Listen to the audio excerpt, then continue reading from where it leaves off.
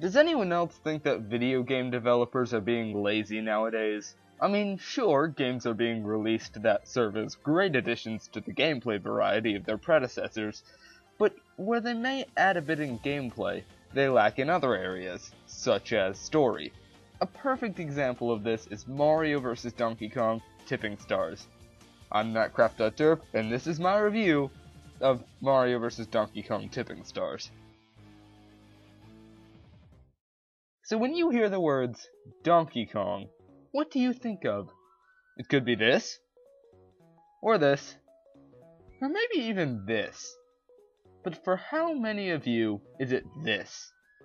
Yeah, that's right. This is Mario vs. Donkey Kong from the Game Boy Advance, the true spiritual successor to the original Donkey Kong in arcades and on the NES, not to mention every other system around during that time. Seriously, look at this. Pink Donkey Kong? What do they think this is? Smash Bros?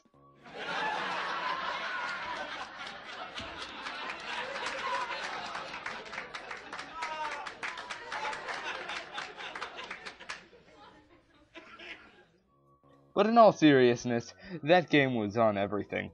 It even got a remake on the Game Boy, with added content such as new physics, Donkey Kong Jr. cameos, and puzzle-based levels. Sort of like... Okay, now you may think I'm jumping to conclusions here, but the gameplay in these two games is unmistakably similar. But how do we go from this to this? Well, on September 25th, 2006, Nintendo released the sequel to Mario vs. Donkey Kong, Mario vs. Donkey Kong 2, March of the Minis. After playing the first one and loving it so much, I was intrigued to hear that there was a sequel, so I asked my parents if I could get it. We were on vacation at the time, so we had to go to a local GameStop to get it. To my dismay, they didn't have it. They did, however, have the next installment, Mario vs. Donkey Kong Mini Land Mayhem. I didn't know what to think. It looked like it had different gameplay from the first Mario vs. Donkey Kong. Little did I know, so did March of the Minis. I ended up getting it, and I actually had a lot of fun with it. In between March of the Minis and Mini Land Mayhem, there was a DSiWare title, Mario vs. Donkey Kong Minis March Again. After Mini Land Mayhem, there was the 3DS eShop game, Mario and Donkey Kong Minis on the Move.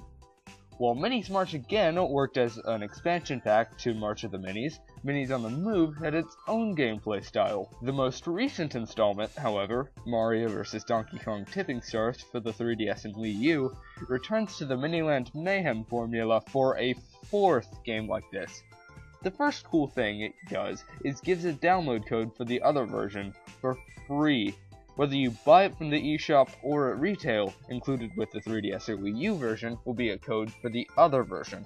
Oh, what's that? You only have a 3DS or only have a Wii U? Give the other code to your friend. I'm sure he'll enjoy it. I, personally, spent most of my time with the 3DS version. 1, because I went on vacation soon after I got it, and 2, because it felt more at home after spending so much time with Miniland Mayhem. The Wii U version still looks really good though.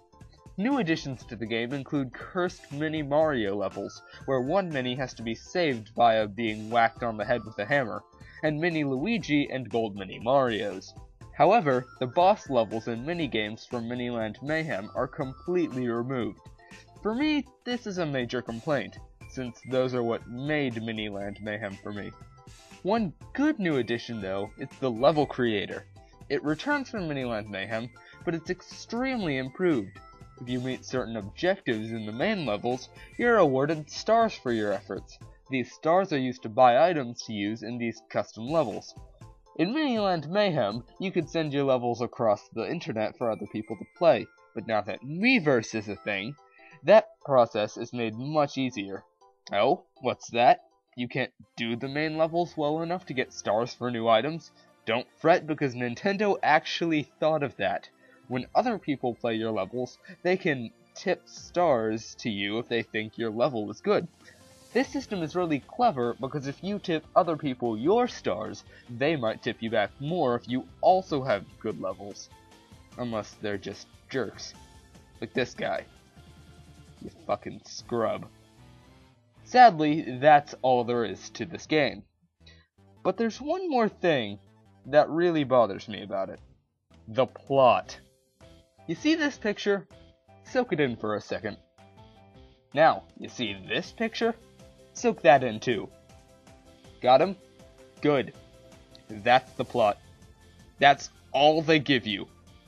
Now, I'm not saying that I expect a Mario vs. Donkey Kong game, or even a Mario game in general, to have a story like Final Fantasy VII or anything, which may not be a fair comparison since I haven't even played Final Fantasy VII. But take a look at the other Mario vs. Donkey Kong games. You see this? This is effort. At least they tried to give it a story. This is all the game gives us. It makes you wonder, are video game developers being lazy?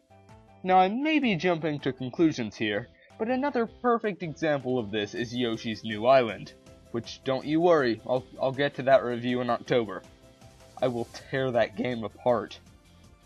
In this game, Baby Bowser orders Kamek to kidnap Baby Luigi. Again. Yoshi and Baby Mario go to save him, but first they have to fight Giant Baby Bowser. Again. Then, Future Bowser comes back in time to fight you. Again. Except this time, unlike in Yoshi's Island DS, it's not explained at all. Also, Future Mario ends up being some pipe that follows you around. For some reason. And trust me, there's plenty more lazy stuff about that game, but we'll get to that when we get to that. As for Mario vs. Donkey Kong Tipping Stars, while it may not be a bad game, it comes across as lazy, especially when compared to its predecessors. If you're looking for a game with tons of content, including user-created levels on Miiverse, then give the game a shot.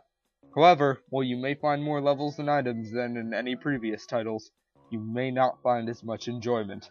I'm MattCraft.derp, and I'll see you guys next time.